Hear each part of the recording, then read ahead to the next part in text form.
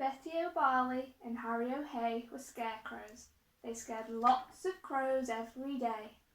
Harry loved Betty and Betty loved Harry. So Harry said, "Betty, my beauty, let's marry.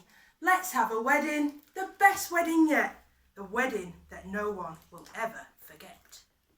Betty agreed, so they hugged and they kissed. Then Betty said, "Harry dear, let's make a list." "Just as you say," answered Harry O'Hay. So they wrote down the list they would need on the day.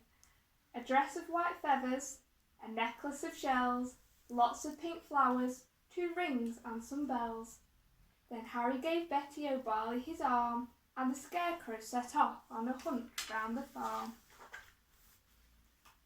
They hadn't gone far when they spotted some geese. "Oh, geese, if you give us a feather apiece, you can come to our wedding, the best wedding yet, the wedding that no one will ever forget." "We will," honked the geese, and they each gave a feather. A spider friend offered to sew them together.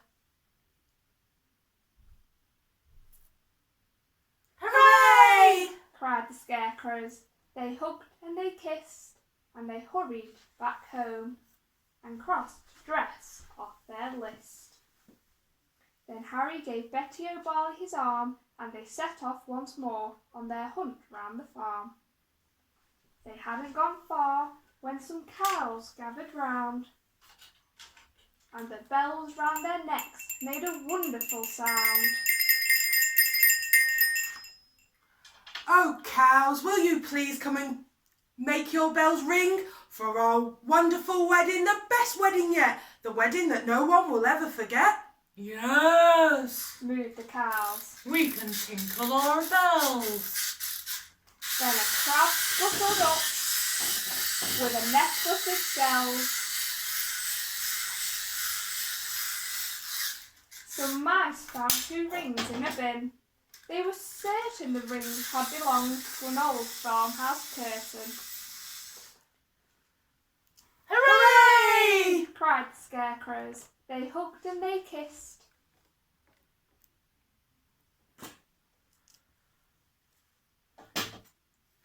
Pink flowers are the only things left on our list. Then Harry said, "Betty dear, I can find those. Why don't I pick some while you have a doze?" pink flowers, buzzed a big stripy bee. "I can find you a field of pink flowers. Follow me." So the bee led the way, and they travelled for hours till they came to a field full of pretty pink flowers. Harry stood thinking, "I won't pick them yet. I'll need to find water to keep their stalks wet." "Just follow me," croaked a lumpy old toad.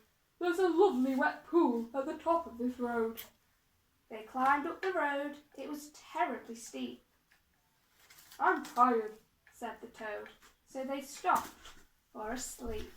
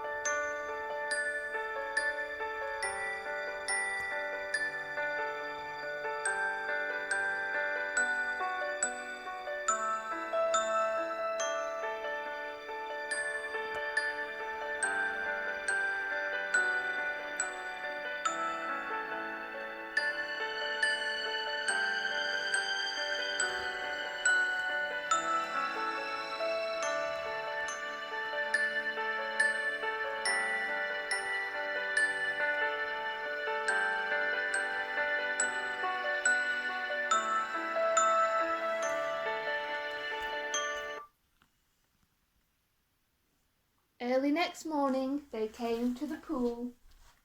"This water, Said Harry. it's beautifully cool. But now I need something to carry it in. A jug, a vase, a cup, or a tin." I think I can help. Said a small squirmy snail. I can show you the way to a very fine pail. So the snail and the scarecrow set off on their way, but the snail was so slow it took more than a day. Betty was worried. What's happened to Harry?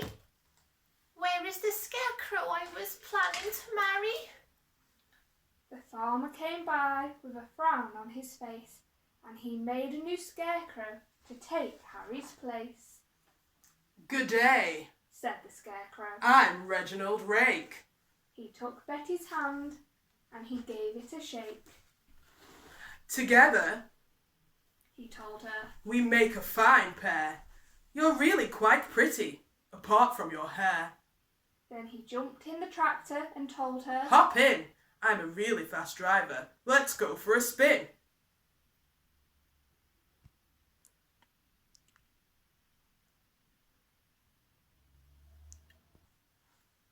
But Betty said. No, I must wait here for Harry. He is the scarecrow I'm planning to marry. We're planning our wedding, the best wedding yet.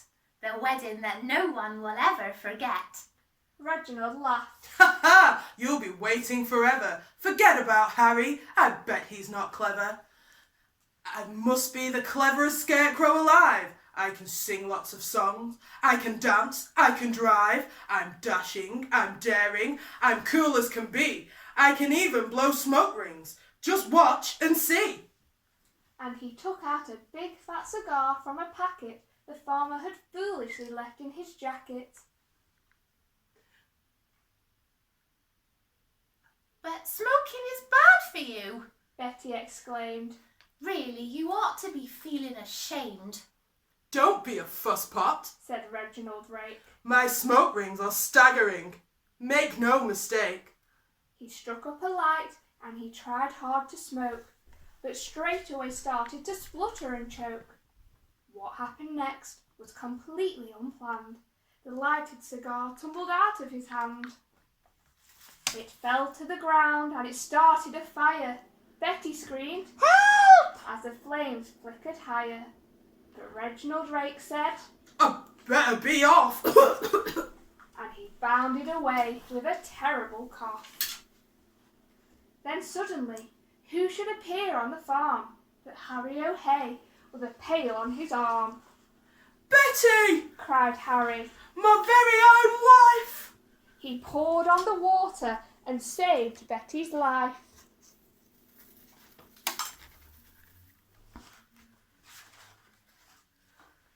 Then they picked up the flowers, they hugged, and they kissed, and they said, Now that's everything crossed off the list.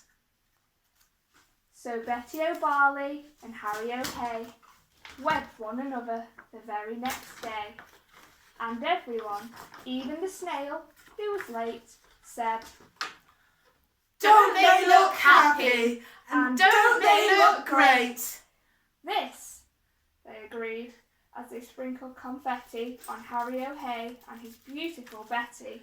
It's the best wedding ever, the best wedding yet, the wedding that no one will ever forget.